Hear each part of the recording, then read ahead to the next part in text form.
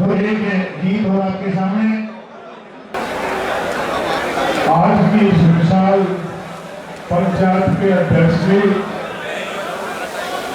मंच पर उपस्थित समाज की तमाम सरदारी को मेरी आदाब, आए हुए सभी भाई बहनों को मेरी आदाब। आज ये बड़ा ऐतिहासिक क्षण, पूरा समाज अपनी उस परंपरा को जो 14 साल से हमारे समाज में चली आ रही है, जिसने समाज के हर काम को बखूबी संभाला, चाहे वो सामाजिक कार्य हो या दुश्मन से मुकाबला लड़ने का कार्य हो, हर मामले में समाज को सुरक्षित करने वाली वो सर्वोच्च और सर्वश्रेष्ठ का ये सम्मेलन आज हो रहा। आपकी तमाम सरदारी यहाँ पे बैठी हुई है। आज भाई ये पीछे सब्जी मार्केट ना बनाएंगे, जिसको बोलना है वो नीचे चला जाए। तो आपका नहीं है यहाँ खड़े बना बोलना, क्यों कहना पड़ता है? आज हम समाज के तमाम लोग यहाँ इकट्ठे अपनी सरदारी के नेतृत्व में यहाँ इकट्ठा हुए।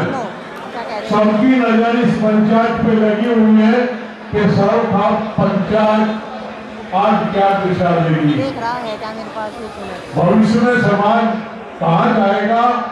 इन बातों के कुछ ठोस निर्णय लेने के लिए ये तमाम सरदारी इकट्ठा हुई। हमको इसमें बहुत ही शांति से भाईचारे को बनाए रखते हुए धैर्य के साथ बैठ के सुनना और समझना। तमाम खातों के सरदार यहाँ उपस्थित हैं, अपने अपने कपे और खांडों को लेके वो यहाँ आए हुए हैं। उनका कोई अनुभव है, समाज के बारे में कोई चिंतन है, ये मनन करेंगे सारे और मनन करके ये अपना निर्णय देंगे। कल तक ये पंचायत चलने वाली है। कल तमाम जो निर्णय होंगे उनकी घोषणा की जाएगी। तो मुझे कहा गया मैं थोड़ा सा खाप के बारे में बता दूं, बहुत वक्ता है, ज्यादा समय ना लेते हुए। महाराजा हर्षवर्धन एक चक्रवर्ती सम्राट हुए, थानेसर में उनकी राजधानी थी। वो इस तरह के राजा थे, साल में एक दिन अपना सर्वस्व दान कर देते थे। अपने पहने के वस्त्र भी दान कर देते थे, अपनी बहन के दिए हुए वस्त्र ग्रहण वो करते थे, बिल्कुल निर्लिप्त शासन चलाते थे। उन्होंने संन्यास लेने से पहले इस खाप व्यवस्था को बनाया। ये हिंदुस्तान की नई दुनिया की पहली डेमोक्रेसी है, लोगों का शासन लोगों के द्वारा। आज जिस डेमोक्रेसी की हम बात करते हैं, जिस डेमोक्रेसी को हम 70 साल से देख रहे हैं, समय समय पे जिस डेमोक्रेसी का अपहरण हो जाता है, आपका 1400 साल तक कोई अपहरण नहीं कर पाया। आपने 14 साल तक बड़ी मजबूती से इस इलाके को संभाल के रखा। 7वीं शताब्दी में इसकी स्थापना हुई। 7वीं शताब्दी से लेकर 12वीं शताब्दी तक आपने निरंतर यहाँ की शासन व्यवस्था को संभाला, कोई व्यवधान उसमें आया नहीं। 1192 में मोहम्मद घोरी का आक्रमण होता। ये सौरभ गांव जो हमारा ऐतिहासिक गांव, जो खाप के मंत्री का गांव, जहां पे खाप का रिकॉर्ड रखा जाता था, उस यहाँ उसमें एक दस्तावेज उपलब्ध है। जब मोहम्मद गौरी दिल्ली में आ गया, आपकी पंचायत तुरंत बुलाई गई। उस टाइम बाजार घाट के चौधरी विजयराव जी थे। उस दिन की कार्रवाई में लिखा कि ये दिन तो हिंदुस्तान को देखना था। राजा शराब के नशे में अपनी शासन व्यवस्था को भूल गया, उसकी सेना में अनुशासनहीनता व्याप्त हो गई थी, ऐसा खाप के इतिहास में लिखा। मैं नहीं कह रहा हूं, उनका ये उस दिन ये निर्णय हुआ कि अब वो दिल्ली से देहात की तरफ बढ़ेगा, हमको उसका मुकाबला करना है। कुतुबुद्दीन जो उसका सेनापति था, उसके नेतृत्व में जब आपकी कार्रवाई का पता चला तो उसने आक्रमण किया। यही मुजफ्फरनगर जिले में बाजू और भनेड़ा गांव है, उनके बीच में जंगल में एक युद्ध हुआ जिसमें कुतुबुद्दीन को हारना पड़ा। वो पहला स्वतंत्रता संग्राम का युद्ध था। ये कहते हैं 1857 नहीं, खाप ने मोहम्मद गौरी के आते ही युद्ध का विघटन उठा दिया था। पहला युद्ध जो है वो यहाँ लड़ा गया इसी मुजफ्फरनगर जिले में, और जिसमें खाप की पंचायत विजयी रही। दूसरी लड़ाई बागपत में कुतुबुद्दीन ऐबक ने जजिया कर और दूसरी का व्यवस्था लगाने की कोशिश की। दूसरी लड़ाई का केंद्र बागपत बना। बागपत में फिर कुतुबुद्दीन हारा और कुतुबुद्दीन ने खाप से समझौता किया कि मैं आपके क्षेत्र में दखल नहीं दूंगा, आप अपने क्षेत्र की मालगुजारी आप लोगे, अपने क्षेत्र में न्याय व्यवस्था खाप के हिसाब से आप चलाओगे, मेरा आपकी खाप में कोई दखल नहीं होगा। ये शासन व्यवस्था खाप की जो थी, हमारी जो परिपाटी थी, वो चलती रही। उसके हिसाब से 1397 में तैमूर लगाया, उसके बीच में कोई युद्ध नहीं। तैमूर लगाया और उसने दिल्ली में कत्लेआम किया, तो खाप की पंचायत हुई और ये चर्चा बनी कि अब वो दिल्ली के कत्लेआम के बाद देहात की तरफ बढ़ेगा। अच्छा है कि उसको ललकार के साइड में लेके आया जाए। हिंदुस्तान के इतिहास में कोई दूसरा ऐसा उदाहरण नहीं। हमारे उस टाइम के बुजुर्गों ने 1.25 लाख मर्द इकट्ठा किए, हर खाप से मर्द लिए गए, एक सेना तैयार की गई। 40,000 महिलाएं उस युद्ध में थी, जिनका काम सौंपा गया था कि ये खाने का इंतजाम करेंगी और हथियार पहुंचाएंगी। पहली वो सेना थी जिसमें महिलाएं थी, वो भी खाप के रिकॉर्ड में। खाप के प्रमुख सेनापति युवराज गुर्जर थे, रिकॉर्ड में लिखा कि 74 घड़ी वजन था उनका, 8 फुट कद था उनका। उनके साथ साथ 24 दूसरे जनरल थे, अलग अलग जाति से जनरल थे। और जो प्रमुख सेनापति के नीचे जो सेनापति थे, हरवीर दुवैया बादरी थे और धूला भंगी हंसी थे। दोनों का वजन 53 घड़ी लिखा हुआ है। 25 जनरल थे, 25 के 25 जनरलों के नाम डॉक्यूमेंटेड हैं। उसको ललकारा दिल्ली में। खाप छापामार युद्ध में पारंगत थी। पहला छापामार युद्ध जो किया उसके जाके शिविर पे अटैक दिल्ली में करके और वो जमुना क्रॉस करके वापस आ गए। वो पीछे चला।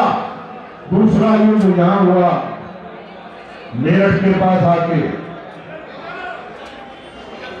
यहां से लड़ते लड़ते खाप की सेनाएं हरिद्वार तक लड़ाई हुई। हरिद्वार के युद्ध में अर्जुन कुमैया शहीद हुए। उसको तैमूरलंग को भगाते रहे, अंबाले तक उसका पीछा किया।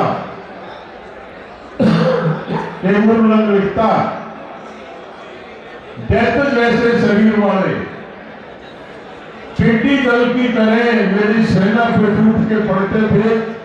मेरी सेना में इनका भय व्याप्त हो गया। मेरी सेना ने लड़ने से इनकार कर दिया और सेना के इनकार करने की वजह से मुझे युद्ध छोड़ के लौटना पड़ा। ऐसा आपका इतिहास तैमूरलंग ने लिखा है उस लड़ाई का वर्णन।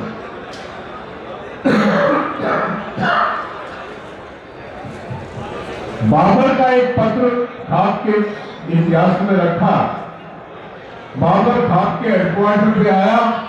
बाबर ने खाप के चौधरी को ₹1.25 और पगड़ी भेंट की और बाबर ने कहा कि दुनिया में इस तरह की व्यवस्था कहीं नहीं है जो व्यवस्था आपके यहाँ। मैं आपकी खाप व्यवस्था का आदर करता हूं। बाबर के बाद प्रतिवर्ष वो पगड़ी और वो ₹100 आता रहा। जो उसने भी दिल्ली पे राज किया वो खाप को पगड़ी और ₹100 का सम्मान देता रहा। औरंगजेब के 2 लड़कों में झगड़ा हुआ। दारा शिकोह औरंगजेब और दारा शिकोह का झगड़ा हुआ। शाहजहां के जो बच्चे दोनों लड़के थे गद्दी के लिए लड़ रहे थे। खाप ने दारा शिकोह का साथ दिया। दारा शिकोह का खाप ने साथ दिया। किसी तरह से दारा शिकोह उसमें मारे गए। जब सेनापति नायक मारा जाता है तो वो युद्ध में औरंगजेब विजयी रहा। तो औरंगजेब ने ये गांठ बांध ली कि खाप ने तेरा विरोध किया। औरंगजेब ने मथुरा में मंदिरों को ध्वस्त करने का कार्य आरंभ किया। हमारी एक तपे के चौधरी गोपला, खाप के चौधरी नहीं थे, तपे के चौधरी वीर गोपला ने वो बीड़ा उठाया और औरंगजेब को ललकारा, उसकी सेना को। उसके जो कायदे, उसके जो सेना नायक वहां थे उनको युद्ध में परास्त किया। 3 दफे अटैक किया उन्होंने। तीनों दफे गोपला ने परास्त किया। हिंदुस्तान के इतिहास में नहीं, दुनिया के इतिहास में मात्र एक घटना है उस समय की। राजा से राजा तो लड़े, किसान से राजा लड़ने आए। औरंगजेब स्वयं गोपला से लड़ने के लिए गया था। ये खाप की ताकत थी, ये खाप थी, कोई दूसरा उदाहरण नहीं। 8000 खाप के लोग जो बिना हथियार, पलकटी कुल्हाड़ी, जिनके पास तलवारों का भी प्रबंध नहीं था पूर्ण रूप से, एक तरफ वो मैदान में थे, दूसरी तरफ औरंगजेब की ट्रेंड जो सेना थी वो मैदान में थी। और ऐसा लगा कि भाई कल हार निश्चित है। 3000 महिलाओं ने तिलपत गांव में जो वर्क किया, उनको पता था कि कल के युद्ध में राजा 1.25 लाख की फौज लेके आ रहा, हमारे पति युद्ध में जाएंगे, हार निश्चित है। उसके बाद हमारी इज्जत की सुरक्षा कौन करेगा, ये डॉक्यूमेंटेड है। 3000 महिलाओं ने वहां पे जो वर्क किया, गोपला लड़े। गोपला को गिरफ्तार करके गोपला को ने बलिदान किया अपना आगरे में। उसने बहुत ही आतंक फैलाने का प्रयास किया। भाई मैं कम बोलने की आदत है,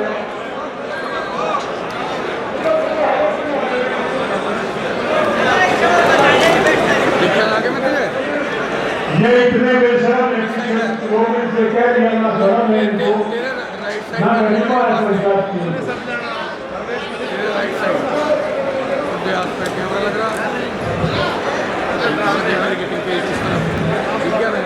गोपला के बलिदान के बाद युद्ध बंद नहीं हुआ। पंचायत फिर हुई। सिलसिली के सरदार, एक खाप की सिलसिली, चार के सरदार राजा राम और राम जी सच्चा हमने बीड़ा उठाया उसका, और फिर उस मुगलों से युद्ध जारी रखा। औरंगजेब दक्षिण में था, जितना खजाना औरंगजेब का दक्षिण से दिल्ली आता था, ये हमारे जो सरदार थे और उनकी सेना थी, आगरे और दिल्ली के बीच में उसको लूट लेते थे। औरंगजेब ने बहुत प्रयास किया लेकिन उनको काबू नहीं कर पाए। औरंगजेब ने संधि की कि आप चौथ ले लो, 100 खच्चर में से 25 खच्चर आप रख लो, 75 मेरे के लिए जाने दो। वो जो चौथ उन्होंने ली, उससे भरतपुर राज्य की नींव पड़ी। पैसा आया, कच्ची मिट्टी की गढ़ी बनाई गई, हथियार खरीदे गए और सफाई सेना रखी गई। ये सब खाप का जो शुरू से आगे तक का खाप का इतिहास रहा है। राम जी 4 युद्ध में शहीद हुए, राजा राम जी उसको लेके बढ़ते रहे। निरंतर हम खाप के माध्यम से लड़ते रहे। अनेक दफे खाप की मदद ली गई। अफगानिस्तान में भी खाप की सेना लड़ने गई। अफगानिस्तान में तब हिंदू राजा था, उसका राज्य था, और उसने मदद मांगी तो खाप की सेना अफगानिस्तान गई थी। खाप की सेना चित्तौड़ में गई थी। चित्तौड़ में जब आक्रमण हुआ तो चित्तौड़ में जाके खाप की सेना ने उसको युद्ध में विजय दिलाई थी। और उस टाइम चित्तौड़ के राजा ने कहा था कि आप यहाँ रह जाओ, आप जैसे वीर लोगों की यहाँ जरूरत है। बहुत से सैनिक वहां रह गए थे। चित्तौड़ के आसपास जो सैनिक थे, उन्हीं के नाम बसे हुए वहां। खाप का बड़ा गौरवशाली इतिहास 1857 का युद्ध जिसको ये प्रचारित किया जाता, मैं रानी लक्ष्मीबाई की कदर करता हूं। वो योद्धा थी और बहादुर थी। रानी लक्ष्मीबाई झांसी को बचाने के लिए लड़ रही थी। 1857 में खाप देश को आजाद कराने के लिए लड़ रही थी। दिल्ली की लड़ाई लड़ रही थी खाप में। जब वो बागी सैनिक मेरठ से दिल्ली पहुंचे और बहादुर शाह जफर को ये कहा कि आप नेतृत्व संभालें, बहादुर शाह जफर ने कहा कि ना मैं कभी लड़ा और अब तो मैं 82 साल का बूढ़ा आदमी, मेरे बस की लड़ाई नहीं है। राजा नार सिंह अगर इसका नेतृत्व स्वीकार करे तो मैं इस लड़ाई को लड़ सकता हूं। राजा नार सिंह को दिल्ली बुलाया। राजा नार सिंह कहने लगे मैं सेनापति तो बन सकता हूं, लेकिन अगर खाप से योग दे तो मैं सेनापति बनना स्वीकार करूं। खाप के तमाम चौधरी बुलाए गए। खाप ने ये स्वीकार किया। खाप तो पहले से तैयार थी। खाप ने सहयोग और समर्थन देना तैयार किया। खाप चारों तरफ तो खाप लड़ी रही थी। दिल्ली की सुरक्षा के लिए 22,000 मर्द खाप की तरफ से दिए गए। 22,000। दिल्ली 135 दिन अंग्रेज से आजाद रही। 7,000 मर्द हमारे खाप के शहीद हुए दिल्ली की सुरक्षा में। वो तो बहादुर शाह जफर, आप कितना ही कह लो, अरे पवन ये सारी डिस्टर्बेंस करके कर रखी है, मुझे ना कहते मैं ना बोलता है।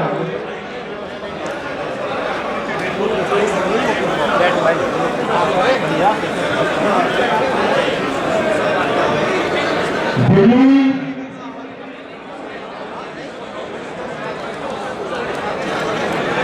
135 दिन आजाद रही। बहादुर शाह जफर के समुद्र में वो पैसे लेके टूट गया और उन्होंने जो उत्तरी दरवाजा था वो दिल्ली का रात को खुलवा दिया और रात को अंग्रेज सेना दिल्ली में घुस गई। इसलिए अंग्रेजों के वहां पैर पड़े ना। खाप की सेना ने दिल्ली में घुसने नहीं दिया था उसको।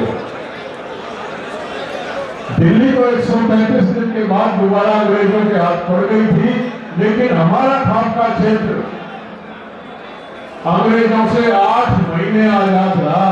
हमारी खापें 8 महीने तक अंग्रेजों से लड़ती रही। वो हडसन जिसने बहादुर शाह जफर के बेटों का कत्ल किया था, उस मामले से निपट के वो रोहतक की तरफ गया।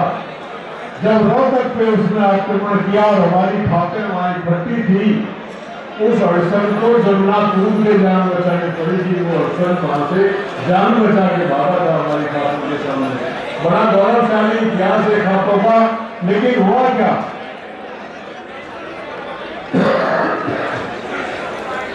1857 के बाद हरियाणा को तोड़ दिया गया।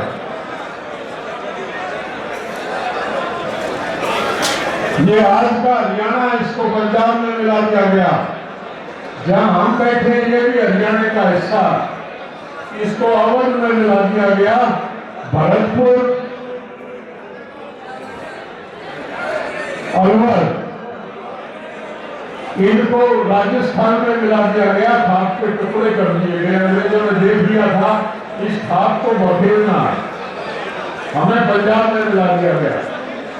हमारे लोग हरियाणा वालों से बात करो, बोला पहले हम पंजाब में थे। हम लोगों को ये पता है कि हम पहले ही हरियाणा में थे, हमको हरियाणा से पंजाब में डाला गया। हरियाणा को तोड़ा गया था, हरियाणा को तोड़ के उनको पंजाब में मिलाया गया था। उसका कारण था पटियाले वाले ने अंग्रेजों का साथ दिया था, वोट ने अंग्रेजों का साथ दिया था।